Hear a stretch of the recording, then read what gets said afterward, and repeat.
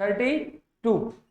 Determination of value in respect of certain supplies, इसमें 5 specific supply include की गई हैं। ठीक है, बताओ पांचों के नाम कौन कौन से 5? फॉरेन एक्सचेंज के संबंध में, एयर ट्रेवल एजेंट के संबंध में, लाइफ इंश्योरेंस के संबंध में, सेकेंड हैंड गुड्स के संबंध में, और पांचवा वाउचर के संबंध में। ठीक है, ये जो रूल हम पढ़ रहे हैं सर्विस टैक्स में भी हुआ करते थे, मतलब जब मैं स्टूडेंट था तब मैंने भी ये पढ़ा, मतलब सिमिलर चला आ रहा है। सर्विस टैक्स से कहाँ कॉपी कर दिया? जीएसटी में कर दिया।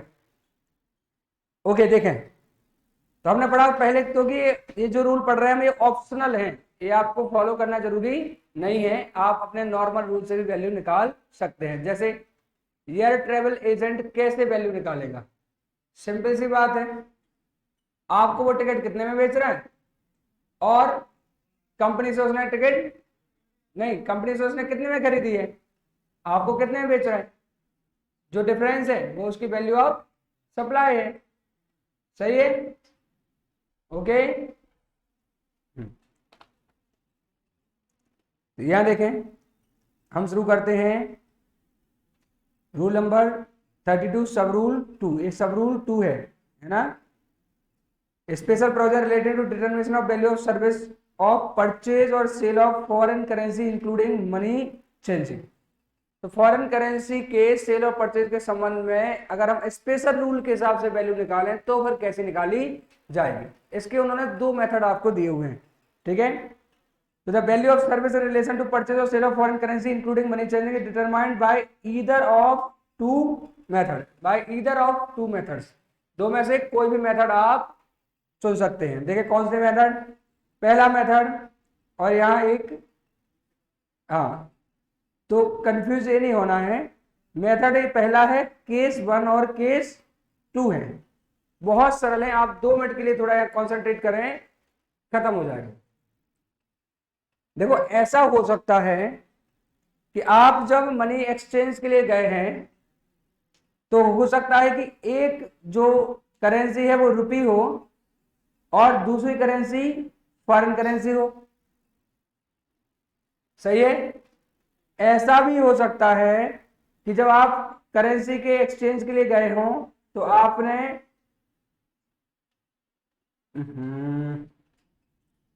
स्पेलिंग गलत हो गई, यूरो और डॉलर का एक्सचेंज किया हो, आपने यूरो दिया हो और आपको क्या चाहिए हो? डॉलर चाहिए, ऐसा भी हो सकता है। तो मतलब दोनों करेंसी में से कोई भी करेंसी रुपी ना हो सकता है, 2 चीजें। तो पहला केस जब एक करेंसी रुपी है और दूसरी कोई भी हो, कोई फर्क नहीं पड़ रहा। तो यहां पर क्या होगा, रूल नहीं पढ़ा रहा हूं मैं, बातें नॉर्मल समझा रहा हूं, पहले नॉर्मल तो हम समझे क्या होगा। तो सपोज करो कि $1 आप दे रहे हो, ये है supplier of service money changer, ठीक है, और ये है कस्टमर। कस्टमर चाहता है कि वो क्या दे दे, इनको डॉलर दे दे, उसके बदले में क्या मिल जाए? रुपी मिल जाए। ठीक है, अब उसने क्या किया, $1 दिया और उसके बदले रुपये लिए। सपोज उसने $1000 दिए, उसके बदले उसको रुपए मिलने हैं। अब आरबीआई की जो रेट चल रही है जिसको हम रेफरेंस रेट बोलते हैं, ठीक है, आरबीआई की रेट चल रही है कि $1 75 रुपये के बराबर है। $1 कितने के बराबर है? 75 रुपये के बराबर है। लेकिन आपने उसको $1 के बदले 74 रुपये दिए हैं, क्योंकि $1 आपने कमीशन खाई। मतलब ये हुआ कि जो आपके पास बैंक के पास या मनी चेंजर के पास, ठीक है, ऑथराइज एजेंट के पास जब डॉलर आएगा वो आरबीआई में जमा करके $1 के बदले 75 रुपए ले लेगा। अच्छा, ये आपको दिख नहीं रहा क्या? ये तो पूरा समझ में आ गया था अभी तो मनी चेंजर क्या करेगा, आरबीआई में पैसे जमा कराएगा, $1 के बदले 75 मिलेंगे उसको। अब $1 के बदले 75 मिलेंगे तो आपको तो 75 देने देगा, उन्हें तो वो क्या कमाएगा। तो सपोज करो वो आपको 74 देता है, ठीक है, पर डॉलर, तो उसने 74,000 दिए हैं आपको $1,000 के बदले। सीधा सा हिसाब दिख रहा है कितने कमाए उसने, $1 कमाया है $1000 पे 1000 रुपए उसकी क्या हो गई, वैल्यू ऑफ सप्लाई हो गई। बहुत सिंपल सा रूल है, तो बिल्कुल सिंपल सा हो गया। अगर हमें पता है कि आरबीआई की रेट क्या चल रही है, तो अगर हमें आरबीआई की रेट पता ना हो तो थोड़ा सा सोचना पड़ेगा। हमें नहीं पता 75 का चल रहा है, तो फिर हम क्या करेंगे, तो देखें ध्यान से, मैं रीड कर रहा हूं। Transaction there one of the currency exchanges in Indian rupee, so the value of supply difference between buying rate और सेलिंग रेट। भूल जाओ क्या लिखा है, बाइंग सेलिंग रेट भूल जाओ। वो डॉलर लेके आ रहा है तो या तो आप खरीदोगे डॉलर, या वो रुपए लेके आया तो आप उसको डॉलर बेचोगे। तो बाइंग या सेलिंग कुछ तो होगा, इग्नोर कर दो। Of currency and RBI reference rate, आप उसका, अब ऐसे समझ लो, आप उसका डॉलर कितने में खरीद रहे हो और आरबीआई की रेफरेंस रेट कितनी है, कितने में खरीद रहे हो 74, आरबीआई की रेट कितनी है 75।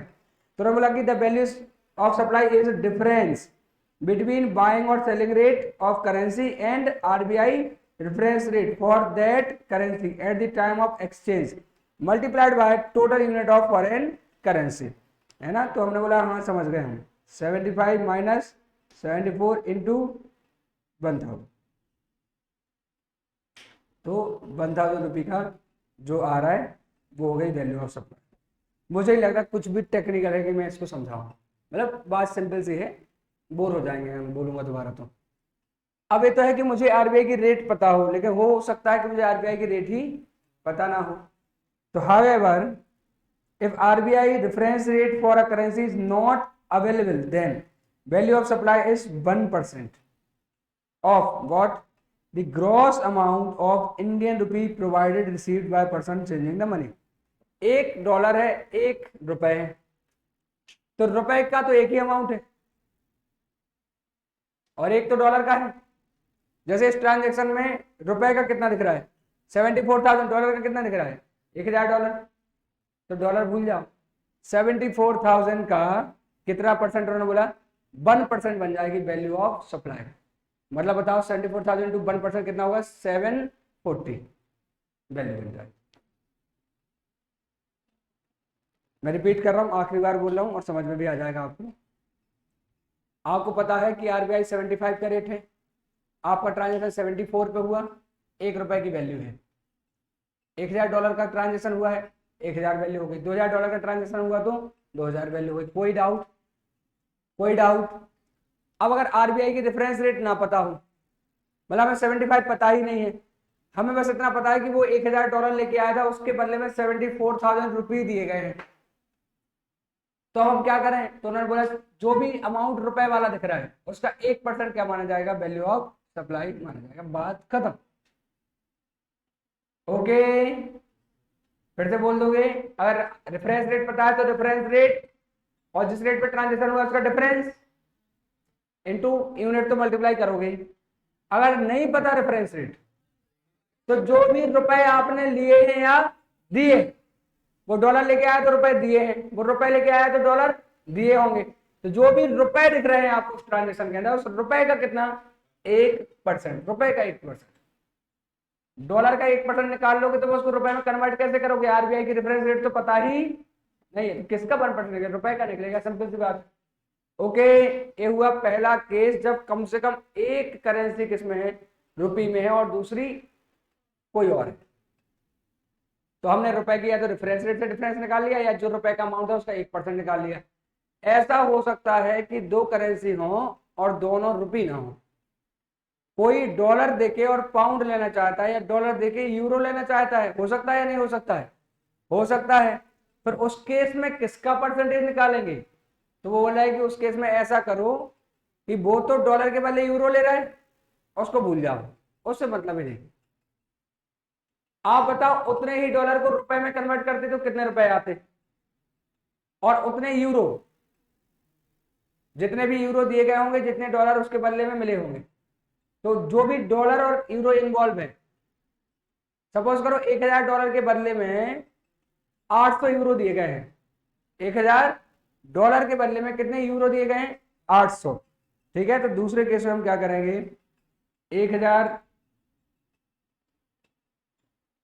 $1000 के बदले में कितने यूरो दिए गए? 800। हो गया ट्रांजेक्शन खत्म। अब वैल्यू निकाल ली है, रुपए में कुछ है ही नहीं तो रेफरेंस रेट का डिफरेंस निकालते या कुछ भी करते। हम यहाँ कुछ समझ ही नहीं आ रहा क्या करें, तो बोले इसको रुपए में कन्वर्ट करो और इसको भी रुपए में कन्वर्ट करो। ठीक है, और whichever इज लोअर, यानी कि अगर यूरो को रुपए में कन्वर्ट कर किया जाता तो कितने रुपए बन जाते, अगर डॉलर को रुपए में कन्वर्ट कर किया जाता तो कितने रुपए बन जाते। इसमें से जो भी लोअर अमाउंट है उसका 1% क्या बन जाएगा? वैल्यू ऑफ सप्लाई बन जाएगा। अब आप सोचेंगे यार कैसा क्या हो रहा है, तो बता तो रहे हैं कि ये रूल बनाए गए हैं, नहीं तो लॉजिक के हिसाब से तो आप निकाल लो, कैलकुलेशन कर लो, कोई प्रॉब्लम है ही नहीं। ये तो उन्होंने समरी आराम से करने के लिए बनाया है कि आप ऐसे करो, ज्यादा चक्करों में मत पड़ो। आपको डॉलर और यूरो का ट्रांजैक्शन हुआ है, आप डॉलर को रुपए में कन्वर्ट कर लो, यूरो को रुपए में कन्वर्ट कर लो, आपके पास ₹2 की वैल्यू आ गई। दोनों पैसे जो भी रुपए वाइज कम निकले उसका 1% हम आपसे बोल रहे हैं कि इसको वैल्यू मान लो। मैं इसका एग्जाम्पल करा देता हूं, मैं नोट करा दूंगा। ठीक है, देखें यूएस डॉलर कितने हैं? 9000 US dollar are converted into 4500 UK pound. ये किसका साइन है? पाउंड का। अच्छा, आप तो फॉरेक्स पढ़ते हैं, ठीक है, तो ये पाउंड है। आरबीआई रेफरेंस रेट, कौन से केस में आरबीआई रेफरेंस रेट दी गई है? दूसरे केस की बात चल रही है।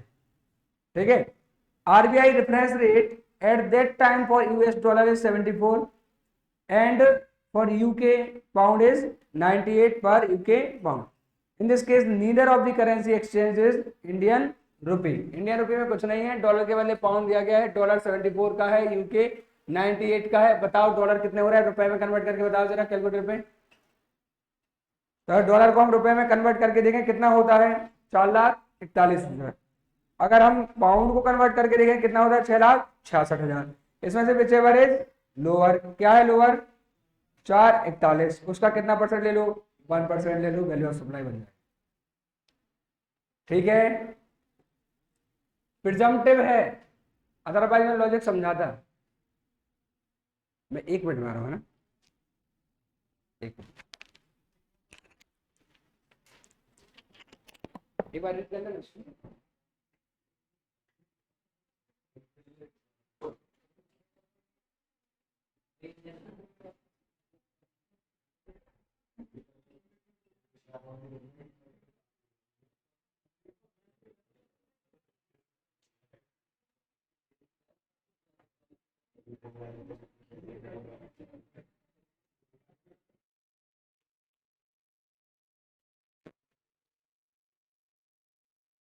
हेलो, ठीक है, मैं आपको नोटिंग कराऊं इसकी, आप समझ गए?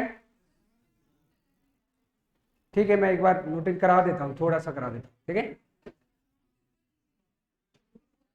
इसमें अच्छा वो इग्नोर कर दो, मैं करा देता हूँ। देखें, इसके लिए मेथड 1 क्या है?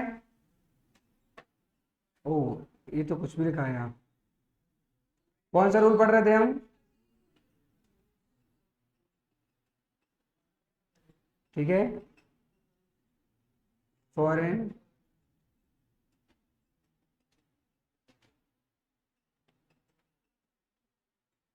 थोड़ा स्पीड में नोट कर लेना।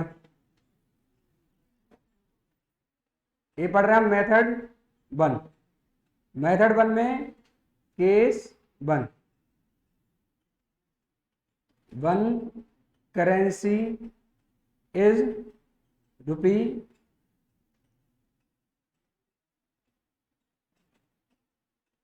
where one currency to be exchanged is rupee। क्या मतलब लिखते हैं? At least one currency is in rupee. दो करेंसी होती हैं, एक दोगे दूसरी लोगे तो एक करेंसी रुपये में हो सकती है, दोनों थोड़े रुपये में हो सकते हैं। 100 रुपए के ले जाके चिल्लर करा के लाए। ठीक है, अब इसमें भी 2 पॉइंट हो सकते हैं, 2 बातें हो सकती हैं। RBI reference rate is available और B RBI reference rate is not available. Okay, अब अगर आरबीआई रेफरेंस रेट अवेलेबल है तो वैल्यू क्या हो जाएगी, जो भी रेफरेंस रेट है माइनस जो भी एक्सचेंज रेट है। आप उनकी वो देख सकते हैं कि उन्होंने लिखा बाइंग या सेलिंग रेट, मैं बोला फर्क ही नहीं पड़ता ना, एक ही रेट होगी दूसरी। अब या तो खरीदने का ट्रांजेक्शन या बेचने का, तो जो भी रेट है उसको रेफरेंस रेट से हटा दो, तो ए आ जाएगी वैल्यू इनटू ऑब्वियसली क्या करेंगे, यूनिट्स ऑफ एक्सचेंज।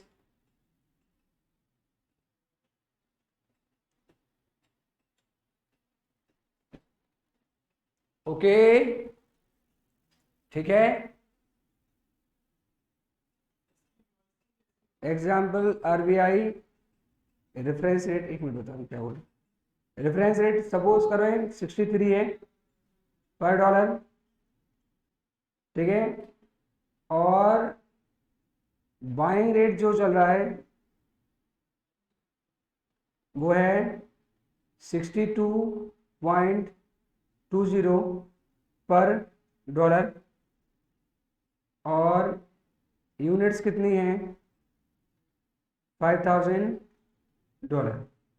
तो क्या हो जाएगी वैल्यू ऑफ सप्लाई,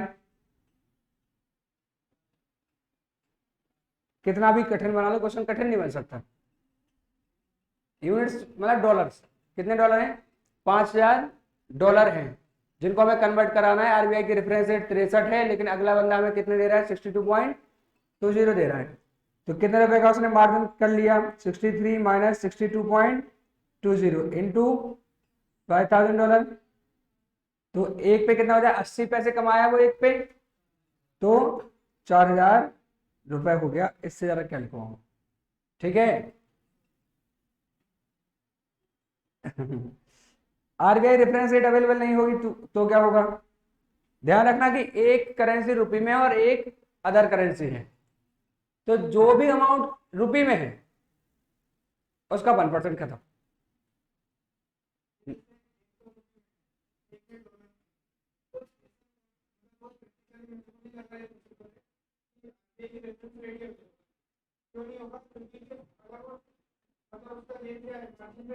कई बार ऐसे डेट पे हो जाता है ट्रांजैक्शन जिस दिन, सपोज संडे, सपोज, तो उस वजह से नहीं होती है, तो उन्होंने ऑप्शन दे दिया ठीक है आप ले लो, कोई दिक्कत वाली बात नहीं, ले सकते थे, ऑप्शन दे सकते थे, फ्लैक्चुएशन ज्यादा होते हैं। अभी हमें लग रहा है सब स्मूथली चल रहा है तो कोई प्रॉब्लम नहीं है। अगर रेट ऊपर नीचे हो तो डॉलर के भी रुपए के भी रेट भयंकर ऊपर नीचे हो सकते हैं, तो ये भी हो सकता था कि पुराना रेट ले लो, कोई प्रॉब्लम नहीं, ये हो सकता था, नहीं किया तो भी कोई प्रॉब्लम नहीं, ठीक है, हो बिल्कुल सकता था, ठीक है। तो मैं ऐसा नहीं कह रहा हूँ कि पुराना रेट नहीं हो सकता था, लेकिन फ्लक्चुएशन ज्यादा होते तो उन्होंने उसको कंसिडर नहीं किया। देखिए प्लीज, फिर क्या होगा बताओ, 1% ऑफ अमाउंट इन रुपी।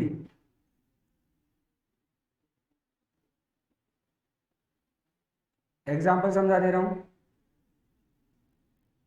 ये बैंक है, ये कस्टमर है, कस्टमर ने बैंक को दिए डॉलर 6000 डॉलर, और इसने इनको दिए रुपए, सपोज करें 42,000 रुपी। आरबीआई रेफरेंस रेट नहीं पता, नॉट अवेलेबल, हमें नहीं पता कितने का आरबीआई खरीदती है, कितने में मुझे दे रहा है नहीं पता, मुझे वैसे पता है मैंने 6000 डॉलर दिए, इसने मुझे 42,000 रुपए दिए हैं। उल्टा भी हो सकता है, मैंने इसको 42,000 रुपए दिए, इसने उसके बदले मुझे 6000 डॉलर दिए हैं, कुछ भी हो सकता है। रुपए का अमाउंट क्या है 42,000, तो वैल्यू क्या आ जाएगी इस केस में, बोलो 42,000 का 1%।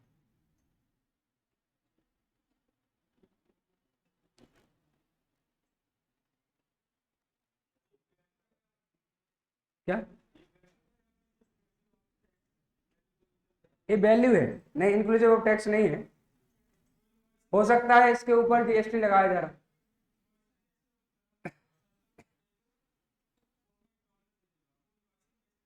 बैंक के केस में नॉर्मल इनवॉइसिंग होती नहीं है।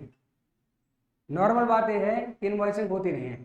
जैसे मैं एक नॉर्मल क्लाइंट हूँ, तो अगर मैं बैंक से ट्रांजेक्शन करता हूँ तो नॉर्मल बात है कि बैंक इनवॉइसिंग नहीं करती, उनको इनवॉइसिंग के अदर रूल दिए जाते हैं कि आप एक साथ इनवॉइसिंग कर सकते हो। जैसे हम बोलते हैं कंसोलिडेटेड इनवॉइसेस इशू करना, ये बैंक के केस में खासकर होता है। तो हो नॉर्मली ये होता है कि इनवॉइसेस इशू अलग अलग चीज़ों की होती ही नहीं। जैसे आप डीडी बनवाते हो, डीडी बनवाने का उन्होंने 35 रुपये का चार्ज लिया, आपको लग रहा है वो कोई इनवॉइस देंगे, वो कोई इनवॉइस नहीं देंगे। आपने 10,000 का डीडी बनाया, उन्होंने बोला 10,000 रुपये दे दो और 35 रुपये का चार्ज दे दो, आपने चार्ज जमा कराया, वो कोई इनवॉइसिंग नहीं करते। तो नॉर्मल इनवॉइसिंग बैंक के केस में, रेगुलर कस्टमर केस में तो नहीं होती। ठीक है,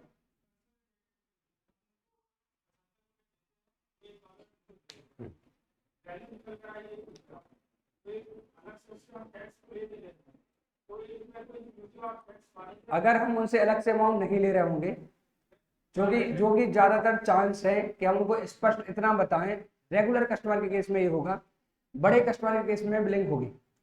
रेगुलर कस्टमर के केस में हम बोलेंगे कि लाओ $1 ले जाओ, खत्म हो गई बात। इस केस में जो वैल्यू निकलेगी वो इंक्लूसिव ऑफ जीएसटी होगी, और होती है ऑर्डिनरीली इंक्लूसिव ऑफ जीएसटी होती है। मतलब जब मैं इसके एंड में पढ़ाऊंगा, ये सारे जो भी ट्रांजेक्शन ये वाला पढ़ रहे हो, जो अगला ट्रांजेक्शन हम पढ़ेंगे एयर ट्रेवल एजेंट के केस में, ये सब नॉर्मली क्या माने जाते हैं, इंक्लूसिव ऑफ जीएसटी ही माने जाते हैं। क्योंकि जैसा आपने बोला कि इनके साथ जीएसटी अलग से नहीं होगा। बस रही बात इनवॉइसिंग की, तो रेगुलर कस्टमर है, नॉर्मल कस्टमर तो इनवॉइस नहीं बनेगा। हम जब इस रूल के हिसाब से वैल्यूएशन करेंगे तो हम बोलेंगे इतनी वैल्यू ऑफ सप्लाई है, और उसको हम रिवर्स करके दिखा सकते हैं कि ये इंक्लूसिव ऑफ जीएसटी है, उसका हम एक एजम्पशन डालते हुए करेंगे। बाकी ऑर्डिनरी यही होता है कि इंक्लूसिव ऑफ जीएसटी माना जाता है। ऐसा उनके साथ में हो, जहां भी अलग से बिल नहीं बना रहे हो आप, तो ये जो वैल्यू निकलती है इंक्लूसिव ऑफ जीएसटी निकलती है। हाँ,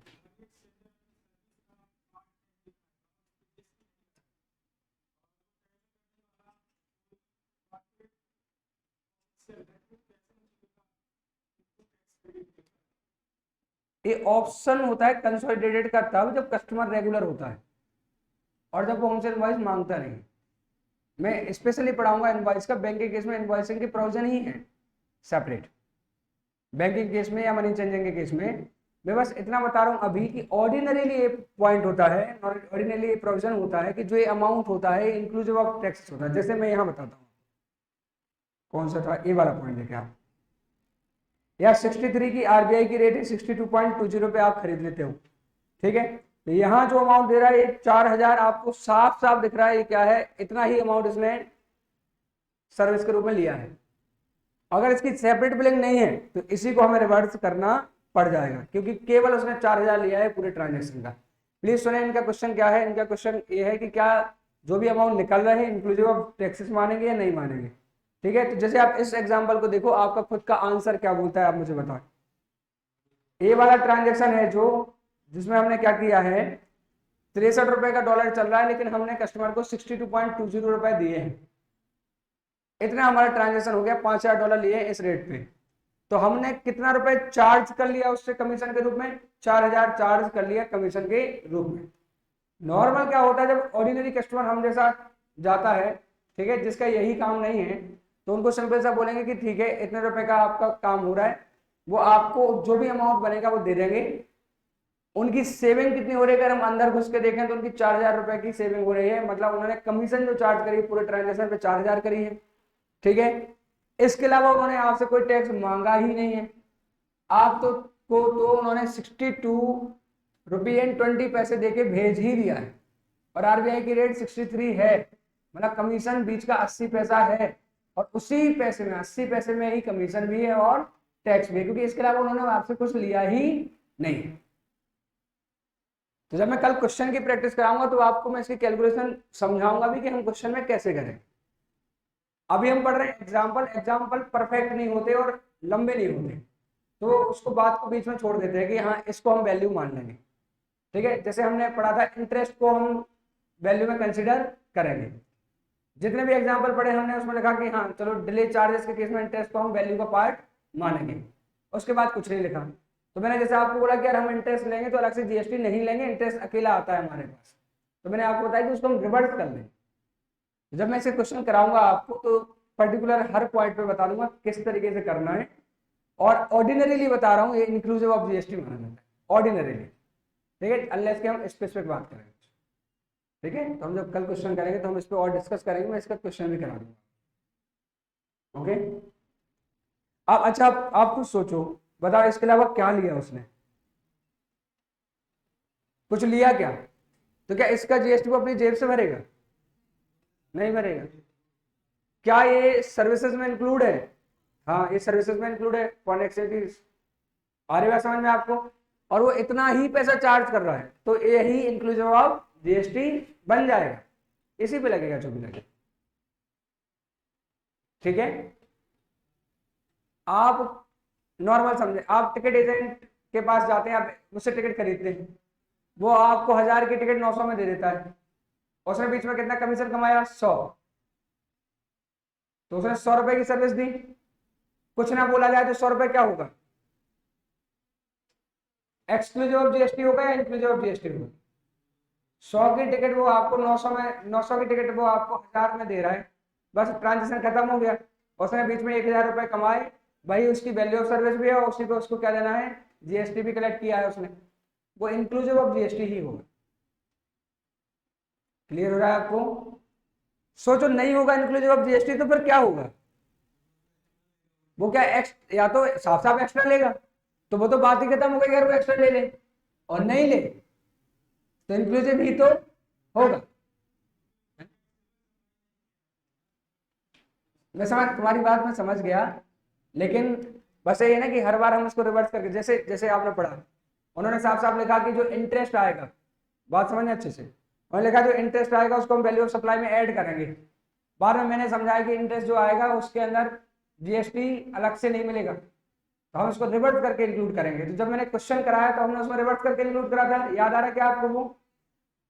तो वो चीज मैं समझ रहा, आप इनका कहना ये है और बहुत लॉजिकल कहना है कि इसको वैल्यू मत बोलो, इसको बोलो this is the value inclusive of GST. ये बात सच है, लेकिन प्रोविजन जैसे लिखे होते हैं वो बोलते हैं इसको वैल्यू में इंक्लूड करेंगे। अब नोट में क्या आएगा? नोट में आएगा कि ये तो वही वैल्यू, क्या जीएसटी अलग से लिया? नहीं लिया।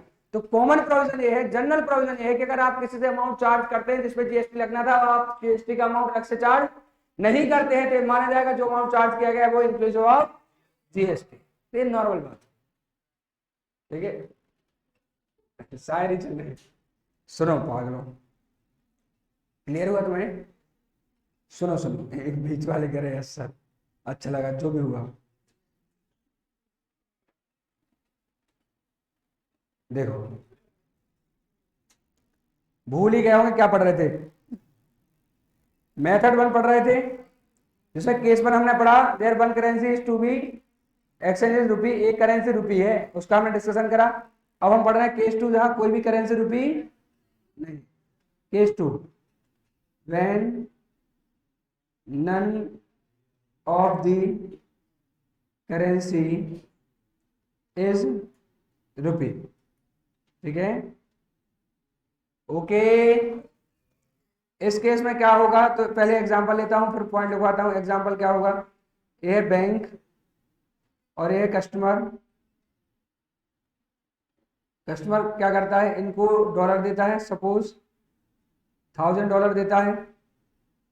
यूरो महंगा होता है डॉलर से, आपको पता है, पाउंड महंगा होता है, ठीक है।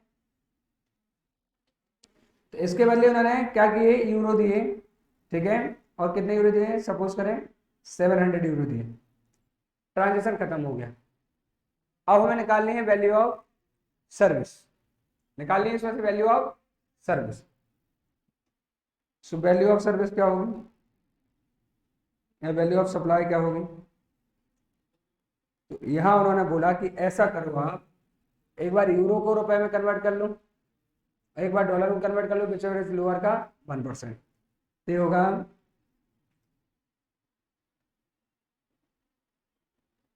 पहला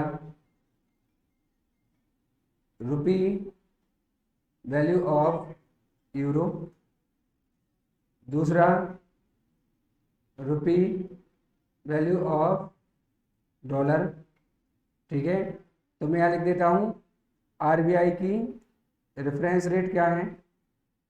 आरबीआई की रेफरेंस रेट है 1 यूरो इक्वल टू सपोज करें 90 रुपी और 1 dollar equal to 70 rupee.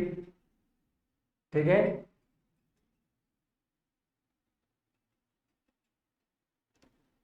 Sixty five कर लो।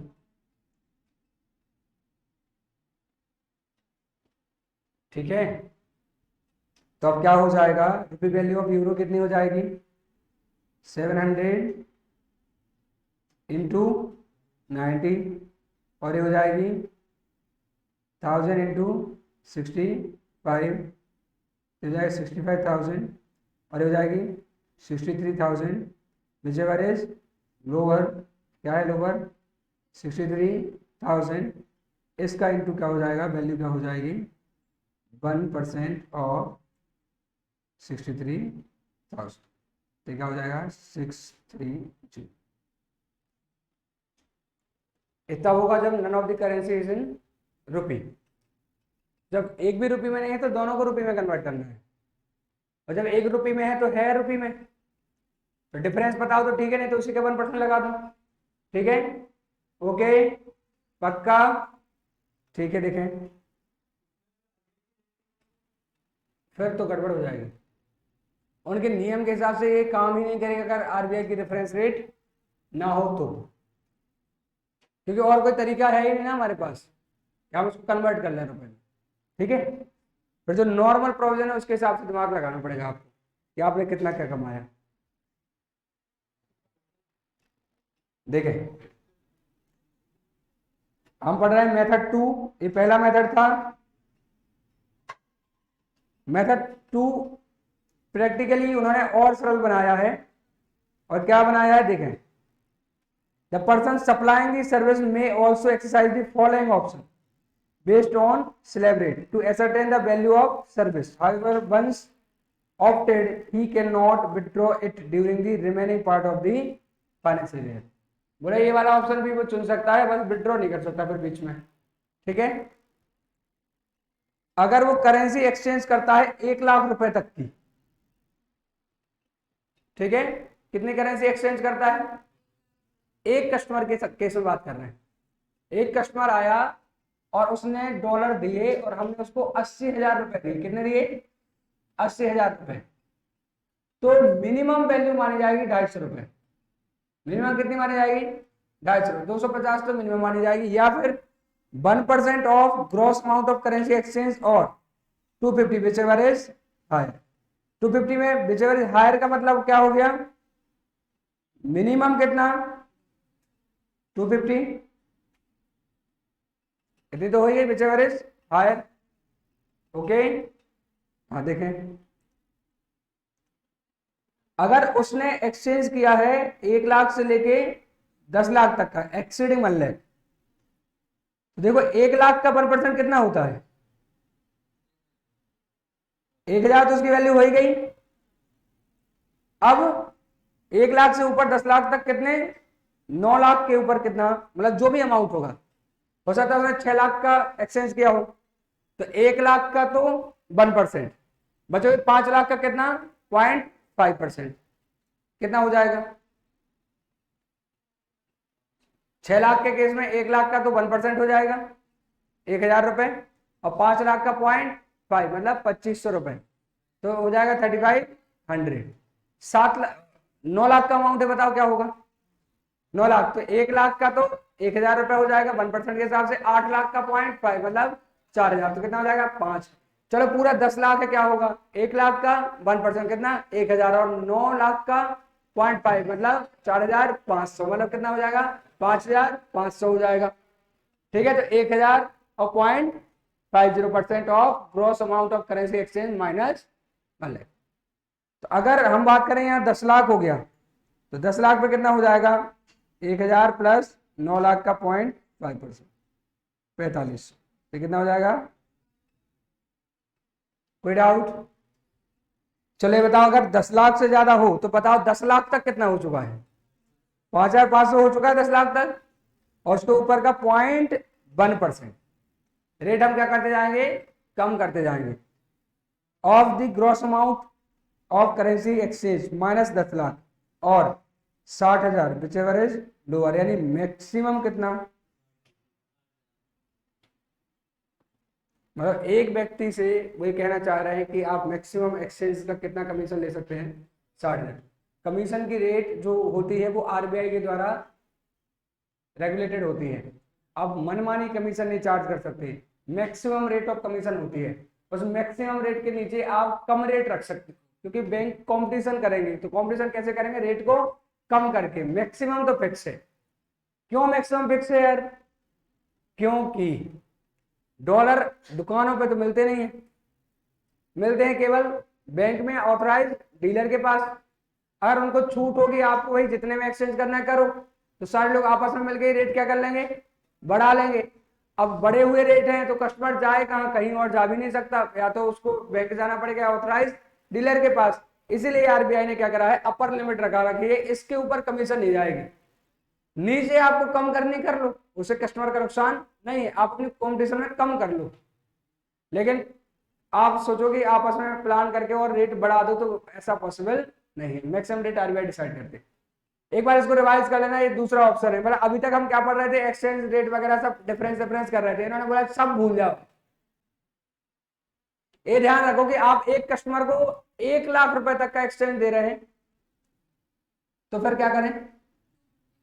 कम से कम 250 रुपए माने जाएंगे। तो 1% ऑफ अमाउंट और 250 whichever is lower higher, higher minimum 250। तो 60,000 रुपये कितना?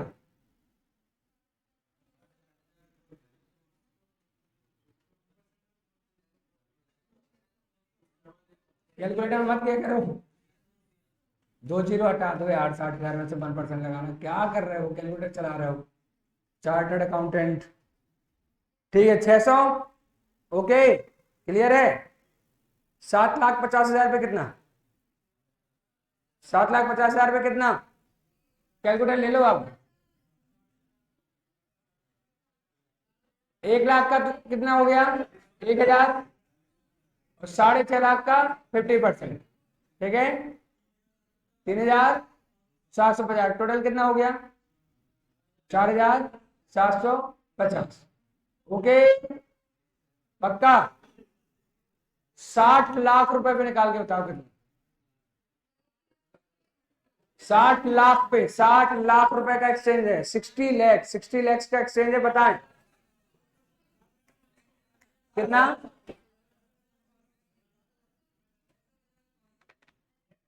60 लैक्स कितना होगा? पहले तो कितना हो जाएगा? 6,500 प्लस 50 लाख का 0.1%। कितने जीरो हटेंगे? 3। ठीक है, कितना बचेगा? कितना बचेगा? हे भगवान, कैसे बच्चे? 60 लाख रुपए का निकाल के बताओ ना, क्या प्रॉब्लम है?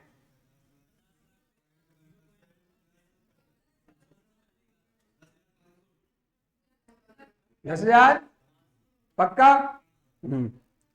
देखो, इसमें से 10 लाख है, उसका हो जाएगा 6,500 प्लस जो बचा हुआ 50 लाख है, इसका 0.1%। ठीक है, तो वो कितना हो जाएगा? 5,000। तो 11,500।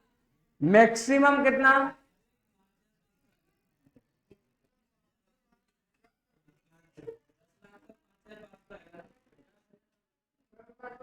वही मैं देख रहा हूं कि कितना ध्यान है तुम लोगों का। कोई बात नहीं, नहीं चलेगा बेटा ऐसा। देखो ये फालतू का क्वेश्चन है, देख लो एक बार। ये नहीं करा रहा मैं। एक्स प्राइवेट लिमिटेड अब money changer has exchange $10,000 to Indian rupee at 74 per US dollar। X private limited bound to value the supply in accordance with rule 32 two B, a है 32 टू बी, 32 टू बी, और जो ये पहला method है ये 32 to ए है, लिख लें। इस हिसाब से वैल्यू बताएं कितने रुपए चेंज कराया उसने, $10,000 चेंज कराए हैं और 74 का $1, तो कितने हो गए,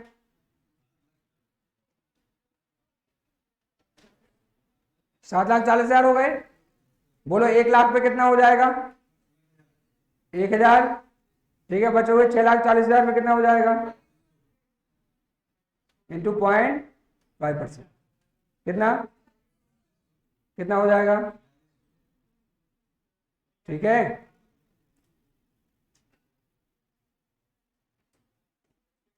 कितनी टेबल बनाई उन्होंने अपने काम के लिए, बिल्कुल थैंक यू नहीं, बस अब तो सड़े सड़े से पॉइंट है। लो ये हो गया, देखना तुम, बस ये खत्म। देखना special provision relating to determination of value of service of booking of ticket for air travel by air travel agent. सच कह रहा हूं, हो गया। देखो यहाँ पे अगर डोमेस्टिक एयर ट्रेवल हुआ है, जिसकी टिकट बुक करी है वो यहीं कहीं घूम रहा है, तो उसका जो बेसिक फेयर है उसका 5% वैल्यू माना जाएगा, कितना, और बस इंटरनेशनल टिकट है तो बस खत्म। फिर से बोल दो, खत्म हो गया वो।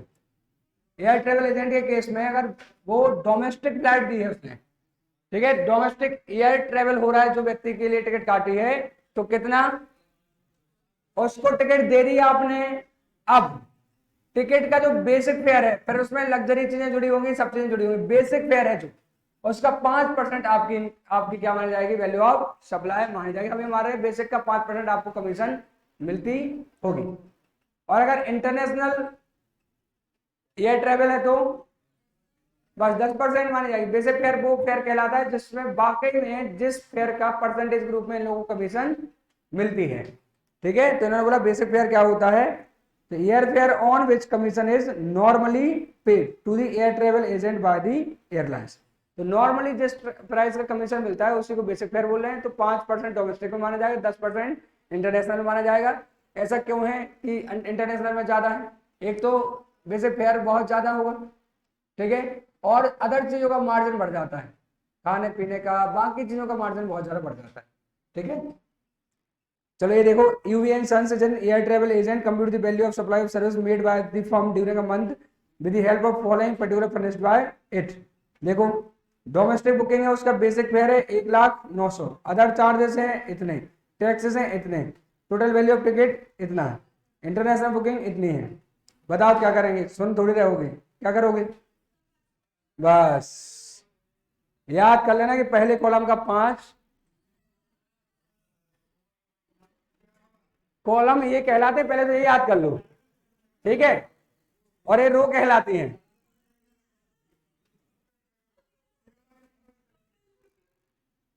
क्या होगा इन बच्चों का, कितना आ गया, आ गया, अरे कर लो। मुझे तो लग रहा है कहीं एग्जाम में आ गया आप बोलोगे ये सब थोड़ी करेंगे हम करेंगे कठिन क्वेश्चन, और इस बार नहीं मिलेंगे, सॉरी। हाँ कितना है, आगे ये है कोई जो पढ़ रहा है, फालतू के चैप्टर में नहीं पढ़ाऊंगा, सुनो। Special provision relating to determination of value of service in relation to life insurance business. इतना ही छोटा ये पॉइंट है। देखो लाइफ इंश्योरेंस बिजनेस में 2 तरीके की इंश्योरेंस पॉलिसी दी जाती है, ठीक है, सुनना ध्यान से, आपने वो वर्ड सुने भी होंगे। एक कहलाता है टर्म प्लान। टर्म प्लान का मतलब होता है कि जितने साल का मैंने इंश्योरेंस कराया है, मान लो सपोज एक्स व्यक्ति ने, एक्स का एग्जांपल ले लेते हैं फिर दिक्कत भी नहीं आती इंश्योरेंस के केस में। तो एक्स ने क्या कराया है, भाई है ही नहीं, नहीं टाइम लगेगा, एक्स ने लाइफ इंश्योरेंस कराया है, ठीक है, ओके। तो देखना क्या होता है, टर्म प्लान का मतलब होता है कि जैसे 40 साल का इंश्योरेंस है तो 40 साल तक वो प्रीमियम भर रहे हैं सपोज, तो कभी भी डेथ हो जाती है उस पीरियड में, जितने साल का इंश्योरेंस है, तो उनको सम एश्योर्ड मिल जाएगा, और अगर डेथ नहीं होती है तो कोई भी अमाउंट नहीं मिलेगा। इन प्लान को हम बोलते हैं टर्म प्लान, मतलब जिन प्लान में हमें पैसे वापस नहीं मिलते। लेकिन नॉर्मली आपने देखे होंगे तो उसमें क्या होता है, प्रीमियम जमा कर रहे हैं, अगर पर्सन की डेथ होती है तो भी पैसा मिलता है, नहीं होती है तो जो खत्म होता है पीरियड टर्म उसके बाद पैसा मिल जाता है। ऐसे प्लान को हम बोलते हैं एन्युटी प्लान। क्या बोलते हैं? Annuity plan. तो बताओ उस केस में पैसा ज्यादा लेते होंगे आपसे प्रीमियम का, यानी आपसे प्रीमियम दे रहे हैं दो चीजें कवर करने के लिए, आपके रिस्क भी और इन्वेस्टमेंट भी। यानी कुछ नहीं हुआ तो भी पैसे वापस करेंगे और कुछ हुआ तो भी वापस कर रहे हैं। इसका मतलब रिस्क भी कवर कर रहे हैं और कुछ पैसा इन्वेस्टमेंट में भी लगा रहे हैं। ऐसे प्लान को हम बोलते हैं एन्युटी प्लान, और नॉर्मल प्लान को हम बोलते हैं टर्म प्लान। यहाँ कहीं टर्म प्लान वर्ड यूज नहीं करा गया, मैंने नॉर्मल समझाया आपको कि आप कभी भी सुनोगे टर्म प्लान तो मान लेना कि मतलब एन्युटी पे पैसा नहीं मिलने वाला, केवल हम प्रीमियम दे रहे हैं रिस्क कवर करने के लिए, मतलब प्योर सर्विस के लिए पैसा दिया जा रहा है। और एन्युटी प्लान में दो चीजों के लिए पैसा दिया जा रहा है, इन्वेस्टमेंट के लिए और सर्विस के लिए। तो वैल्यू ऑफ सर्विस में क्या आएगा, केवल जो रिस्क के लिए पैसा लिया जा रहा है, जो इन्वेस्टमेंट के लिए लिया जा रहा है वो तो वैल्यू ऑफ सर्विस है ही नहीं, वो तो आपसे पैसा ले रहे हैं, आपका ब्याज जोड़ के वापस कर देंगे एन्युटी के समय। क्लियर है क्या बात? अब इसको रीड कर लो, जो ये हरे पीले दिख रहा है ना बस इतना ही है। देखें, policy with dual benefit of risk and investment, ऐसे प्लान को हम क्या बोलते हैं? एन्युटी। सही है। इस केस में दो अमाउंट जा रहे होंगे, सपोज करो 10,000 रुपए जा रहे हैं, उन्होंने बता रखा है आपको कि 6,000 रिस्क कवर करने के लिए जा रहे हैं और 4,000 का आपका हम क्या करते जाएंगे। तो बताओ फिर वैल्यू ऑफ सर्विस क्या हुई, बोलो। 6, बात खत्म हो गई ना। रिस्क कवर करने की सर्विसेज के पहले 6,000 ले रहे हैं, बाकी तो इन्वेस्टमेंट कर रहे हैं। कोई डाउट आपको? तो टैक्सेबल वैल्यू क्या होगी, gross premium charge less amount allocated for investment और savings if such allocation is intimated to the policy holder at the time of collection of premium. अब माइनस तो तभी कर पाएंगे जब हमें पता हो। तो बोला कि अगर आप अपने पॉलिसी होल्डर को ये बात बता देते हैं कि हम इतना पैसा आपका इन्वेस्ट करेंगे, देखा, एक बार बस आ जाए फिर बताता हूँ उसको।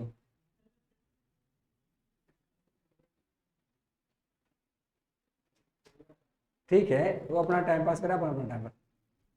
सुनो, क्या करेंगे हम, प्रीमियम में से क्या हटा देंगे, इन्वेस्टमेंट का अमाउंट हटा देंगे, अगर साफ साफ पता है कि ये अमाउंट क्या कर दिया जाएगा, इन्वेस्ट कर दिया जाएगा।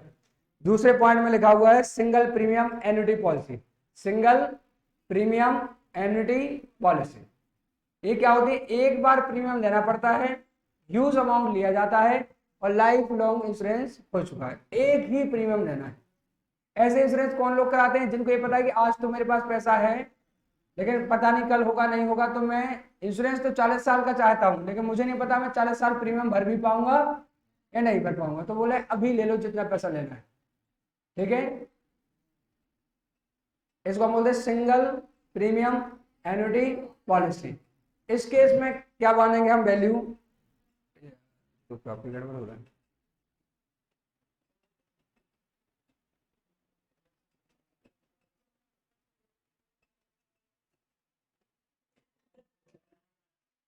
देखो अंडरलाइन नहीं कर पाऊंगा।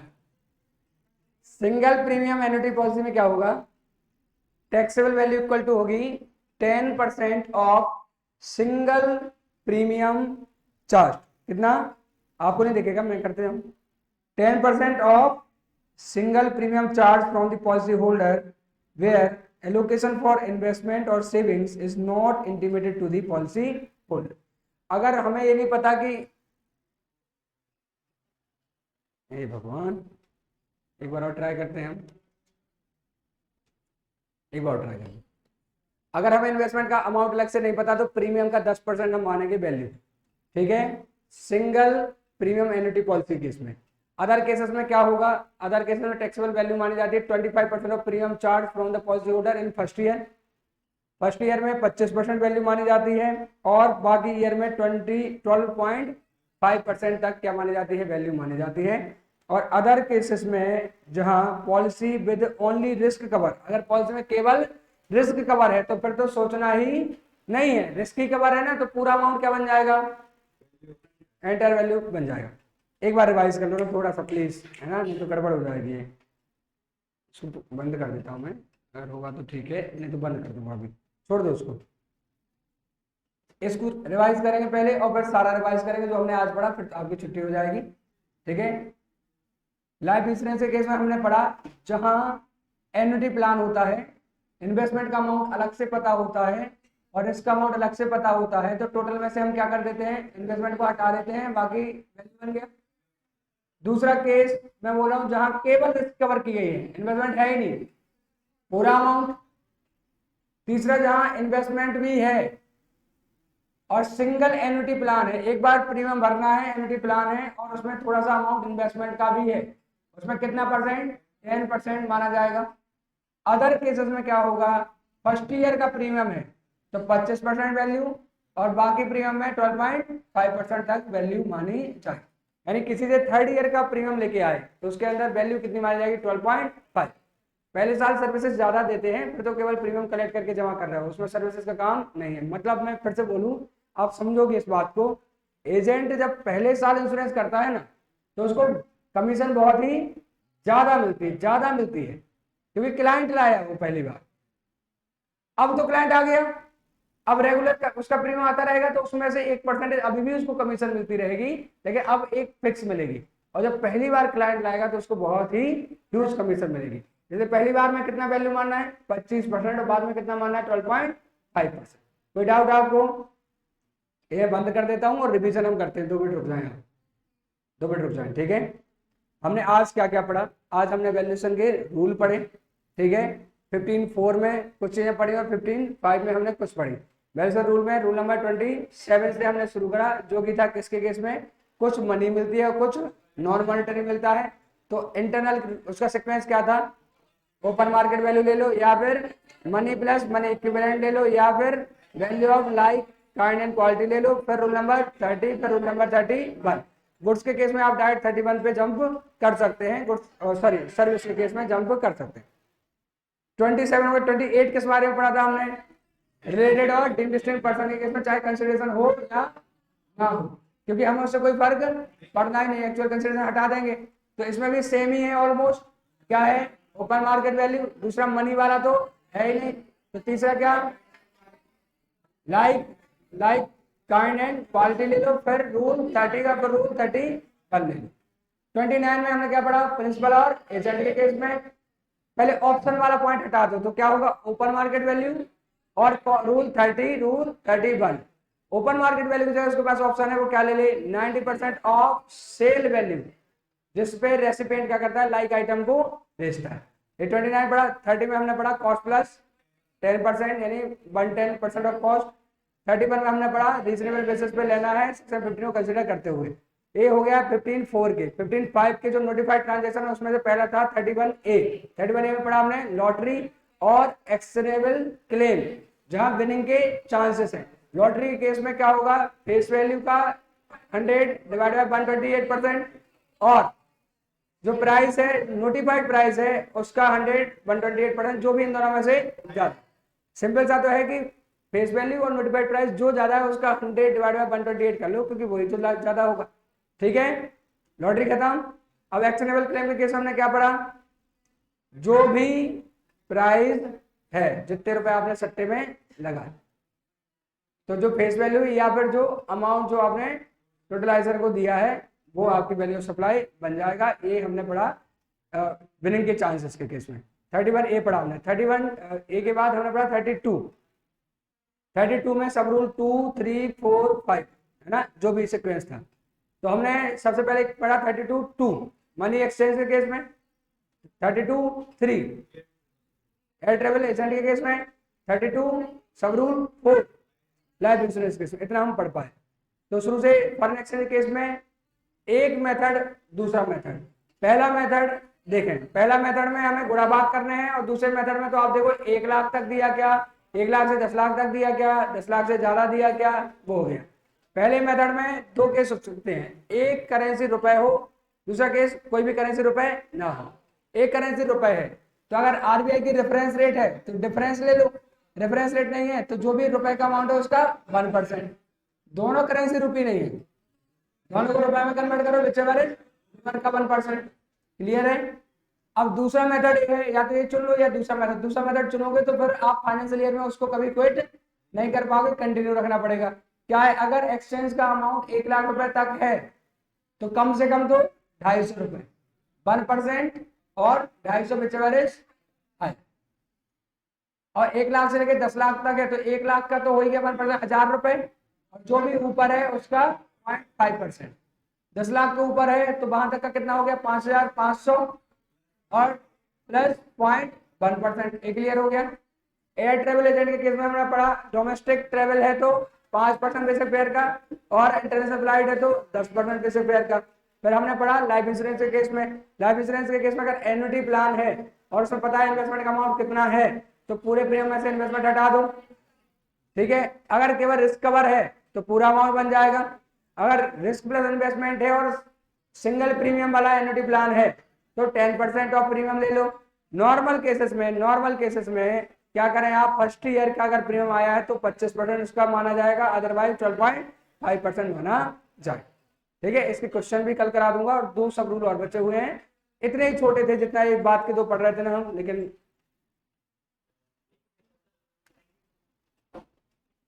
Most welcome.